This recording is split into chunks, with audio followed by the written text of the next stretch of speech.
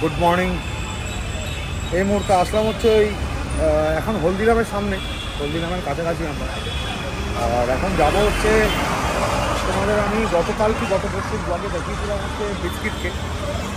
Biscuit যে একটু নটি হয়ে গেছে, নটি হয়ে যাক এসে পৌঁছে গেছি বিস্কিটের ফ্ল্যাটের নিচে। আর বিস্কিটকে আজকে ফার্স্ট টাইম বার করবো। তো এখনও পর্যন্ত জানি না ওর নেচার, রাস্তায় বেরালে কি গলায় চেন বেল্ট পরালে ওর নেচারটা কি আসবে, কি হবে না হবে সেটাও জানি না, সেটার ব্যাপারেও আজকে আমি জানবো। এই জাস্ট বিস্কিটকে নিয়ে নামলাম ওপর থেকে। তো প্রথম জিনিস হচ্ছে, ফার্স্ট যদি তোমরা কেউ অ্যাডাল্ট ডগ নিয়ে বেরো, অ্যাডাল্ট, তার প্রথম কাজ হচ্ছে চোখ চেনটা একদম গলার ওপর দিতে হবে। এই একদম গলার তলায় দিয়ে মাথার ওপর। বিস্কিটকে অনেকটাই নিয়ে এসছি, একটু বিস্কিটকে দেখাও।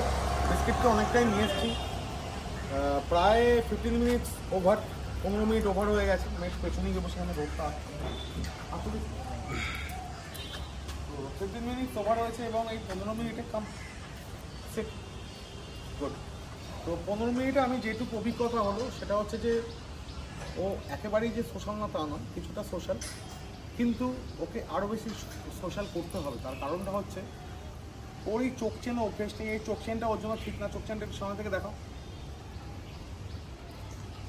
চোখ চেনটা বড্ড মোটা এবং চোখ চেনটা লোহার। সব থেকে বড় কথা, লোহার চোখ চেন আমরা ইউজ করি না, তোমরাও ইউজ করো না লোহার চোখ চেন। আর এই যে ধরার জিনিসটা, এই যে চোখ চেন, এই যে মানে এই চোখ চেন বলছে, এটা চেন, এই চেন থাকলে হবে না। দেখো বেল্টটাকে হাতে গোটানো যাচ্ছে না, এমন কোনো বেল্ট দরকার হয় যেটা হাতে গোটানো যায়। আচ্ছা এবার বলি, আগের দিনের যে আমি ভিডিওটা দিয়েছিলাম যে কেন ডগ বাইট করে। ডগ বাইট ম্যাক্সিমামটাই করে যদি সে সোশ্যাল না হয়, এবং কিছু কিছু জিনিস যদি আমরা ছোটোবেলার থেকে ডগকে না শেখাই তাহলে কিন্তু সে ডগ বড় হলে কিন্তু বাইট করতে পারে। না শেখাই বলতে আমাদের বাচ্চাদের আমরা যেমন ট্রিট করি, তার যখন স্কুলে যাওয়ার টাইম, তার যখন পড়ার টাইম, সে টাইমগুলো আমরা মেনটেন করি। তার একটা পড়ার টাইম থাকে। আমাদের ছোটোবেলাটা যেটা গেছে হয়তো আমাদের বাচ্চাদের এখন সেরকম যাচ্ছে না। আমাদের ছোটোবেলায় আমরা মার খুন্তির বাড়ি খেয়েছি, খেয়ে পড়তে বসছি, স্কুলে মার খেয়েছি, স্কুলে মার খেয়ে পড়েছি। কিন্তু এখনকার দিনে আমরা কেউ মারিও না, আর সেরকমভাবে বকি না। এবার আমি বলছি ডগের ক্ষেত্রে মারতে হবে না, নো মার। আমি মার বিরোধী, নো মার, মারতে হয় না। যদি তোমার গলার টোন, আমি বলছি না আমার মতো ভারী গলার টোন কিংবা জোরে লাউড বলতে হবে, লাউড না। যদি তোমার গলার টোন কমান্ডিং হয়, কমান্ডিং মানে দেখো আমি দেখাচ্ছি, বিস্কিট আপ, বিস্কিট সেট। যদি কমান্ডিং টোন হয়, দেখো একটা আননোন লোক, আমি ও একদমই আননোন আমার কাছে। তো এই 15 মিনিটের মধ্যে যেটুকু বোঝার আমি ওকে বুঝলাম, ও হচ্ছে শক্তের ভক্ত আর নরমের প্রতি ওর একটু অন্যরকম ইয়ে আছে। তো ডগকে তোমরা ছোটোবেলা থেকে যেরকমভাবে তৈরি করবে, আমি যে পয়েন্টটা বলছিলাম সেটা হচ্ছে যে মানে ডুজ আর ডোন্টস। এবার ডুজ আর ডোন্টস বলতে গেলে অনেক পয়েন্ট চলে আসবে, পুরো ভিডিওতে সময় চলে যাবে। তো তোমরা একটা জিনিসই জেনে রাখো, যেমন আমাদের বাচ্চাদের, আমরা ছোটো বাচ্চাদের, আমাদের নিজেদের বাচ্চাদের আমরা স্কুলে পাঠাই, কোচিংয়ে পাঠাই টিচিংয়ের জন্য, তেমনি ওদেরও কিন্তু একজনকে দরকার হয় যে এসে ওদের টিচ করবে, ওদের পড়াবে। ওদের পড়াবে মানে তো হাতে ওদের লেখাপড়া করাবে না, যে সোশ্যাল করবে।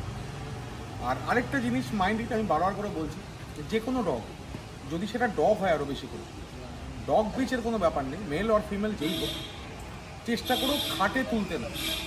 খাটে তুললে কি হয় অ্যাকচুয়ালি, খাটে তুমি যখনই তুলছো, তোমার সঙ্গে শোয়াচ্ছ, তখন মনে করো যে আমি এই বাড়ির ছেলে কিংবা আমি এই বাড়ির একটা মেম্বার। অবশ্যই আমি মেম্বার, অবশ্যই আমি এই বাড়ির ছেলে কিংবা আমি এই বাড়ির মেয়ে। কিন্তু তার মধ্যে একটা জিনিস আছে, সেটা হচ্ছে যে যদি ডগ নিজেকে মানুষ ভাবতে আরম্ভ করে, তাহলে অনেক ক্ষেত্রে কী হয়, ডগ নিজেকে বাড়ির আলফা মনে করে। আমি আবারও বলছি, ডগ কিন্তু আমরা যদি ভালো প্রশিক্ষণ দিই, একটু সরে যায়, আমরা ভালো যদি প্রশিক্ষণ দিই, এটা কেউ অন্যরকমভাবে কথাটাকে নিও না। কারণ আমি কিন্তু আমার প্যাশন থেকে আজকে আমার একটা প্রফেশন হয়েছে। ডগকে যদি কেউ ভালোবাসে, ভালোবেসে শিক্ষা দিয়ে একটা ভালো ডগ, শিক্ষিত ডগ তৈরি করতে পারে, কিন্তু কোনো সময় সে মানুষ হবে না। এটা অপ্রিয় সত্য, কিন্তু এটা কিন্তু সত্য। তো সুতরাং তোমরা চেষ্টা করো, প্রথম যে ধাপ, আমি একটা একটা করে আস্তে আস্তে বলবো, কেন বলতে গেলে পুরো ভিডিও শেষ হয়ে যাবে। প্রথম যে ধাপ, চেষ্টা করো ছোটোবেলার থেকে যে কোনো বাচ্চা ডগ বাড়িতে নিয়ে এসে সেটাকে খাটে না মানুষ করে। তুমি ঘরে রাখো, তোমার সঙ্গে রাখো, বাট নিচে রাখো, নিচে ওর জন্য বেড করে দাও, বেড পেতে দাও। খাটে উঠতে উঠতে আমি যদি ওর কথা বলি, ও বিস্কিটের কথা, যে এই যে একটু রুক্ষ মেজাজ, যাক এই সুরজের বাড়িতে এসেছিলাম, সবাই ফিট আছে, রুস্তাম ফিট আছে, সরি আমার কাশিটা এখনো কমেনি, রুস্তাম ফিট আছে, বাচ্চারা সবাই ফিট আছে। বাচ্চারা মানে অল ফ্রেঞ্চ বুলডগস। ওর বাড়িতে কিন্তু 11 ফ্রেঞ্চ বুলডগ আছে, এখানে একটু লাইটটা কম, একটু ম্যানেজ করে দিও তোমরা। তো 11 ফ্রেঞ্চ বুলডগ সবাই ঠিক আছে। নিচে আছে 12 মানে হচ্ছে আমাদের যার বেবি হলো, মানে হচ্ছে ইভ আছে নিচে। তো চলো একবার বেবিগুলোকে দেখে নিই কেমন আছে বেবিরা। আজকে বেবিদের বয়স হয়ে গেল মনে হয় 2 ডেজ। 3 কত হলো বেবিদের বয়স? 2 দিন আগেই তো হলো, 2 ডেজ, আজকে 2 ডেজ বয়স। তো দেখি আজকে 2 ডেজের বাচ্চাগুলোকে কেমন দেখাচ্ছে। চলো, এই থ্রিকেও চলে এসছে এখানে, কালকে ঘুমিয়ে পড়েছিল। গাইজার পরের দিন গেলে যা কামড়াবে না তোমাকে পেছনে। সরি, বাচ্চার বয়স আজকে কিন্তু 3 ডেজ হয়ে গেছে, কেননা বাচ্চা 3 দিন আগে হয়েছিল। সরি, ইনফরমেশনটা আমি ভুল দিচ্ছিলাম। আর এই পুরো ঘরটার মধ্যে ওকে রাখা হয়েছে, যদিও এখন এসিটা এই মুহূর্তে বন্ধ আছে, তার কারণ ঘরটা প্রচণ্ড ঠান্ডা, যেহেতু একদম নিচের ঘর। আর বাড়িটাও তো হচ্ছে তোমার 3rd ফ্লোর, তো সরি 2nd ফ্লোর পর্যন্ত। এই হচ্ছে ভিটি, এখানে একদম গার্ড দিয়ে রাখা হয়েছে, কারণ এসির ডাইরেক্ট হাওয়াটা যাতে ওর গায়ে না আসে, সেই জন্য বাচ্চাকে মাঝে মধ্যে এদিকে দেওয়া হয়। আর এই যে বাচ্চা, এই যে পুচকে বাচ্চারা, ভিটি এই দেখো, তারা একটু জুম করে দেখাই এই বাচ্চাগুলোকে। এই যে, কি ভালো আছিস? ভিটি একদম সুস্থ সবল, एकदम हैप्पी मदर। तो सुंदर बच्चे लोग खा रहा है ठीक से? हाँ। और उसका मदर को तो अभी सिर्फ पानी चल रहा है। ও अभी तो স্যালাইন চল रहा है सिर्फ। हाँ। তো ব্যাপারটা হচ্ছে এখন মার তো স্যালাইন চলছে, মার এই কদিন ধরে স্যালাইনই চলবে, স্যালাইন ছাড়া আর কিছু চলবে না। বাচ্চারা ঠিক আছে। আমি একটুখানি সুন্দরকে বলছি একটু বাচ্চাগুলো হাতে করে নিয়ে দেখাতো। সুন্দর তোরা হাত মেলে বাচ্চা। বলি বাবা কি ছোট বেবি, আমি হাত ধুয়ে এসেছি সেই জন্য বাচ্চা ধরছি। একদম পুচকে পুচকে বেবিরা। नाम क्या रखा सुंदर? नाम तो अभी रखा। ये छुटकू, ये पुटकू, ये नुटकू। ये देखो, এই দেখো তোমরা কতটুকু সাইজ, এই দেখো এ এক আঙুল সাইজ বাচ্চাদের। কি দারুণ হয়েছে বাচ্চারা, মানে এত সুন্দর হয়েছে। আজকে 3 দিনের আপডেট, খুব খুব খুব সুন্দর বাচ্চা। সুন্দর খুব সুন্দরভাবে যত্ন করছে। ও 3 দিনের জন্য দেশে গেছিল, দেশ থেকে ফিরে এসছে, দেশ থেকে ফিরে এসে প্রচন্ড পরিমাণে যত্ন করছে বাচ্চাদের। बहुत सुंदर रखा है सुंदर बच्चा, सुंदर से रखो तुम सुंदर, ठीक है? थोड़ा बच्चे को पकड़ के रखो। বাচ্চাদের দেখে আমি প্রচন্ড হ্যাপি মাদার, হ্যাপি পাপি, হ্যাপি সুন্দর। দেখো বাচ্চাদের ছেড়ে দিয়েছে, সঙ্গে সঙ্গে বাচ্চারা চলে গেছে মার কাছে। এই দুধ খাও। বাচ্চারা এখন ব্রেস্ট ফিডিংই করছে।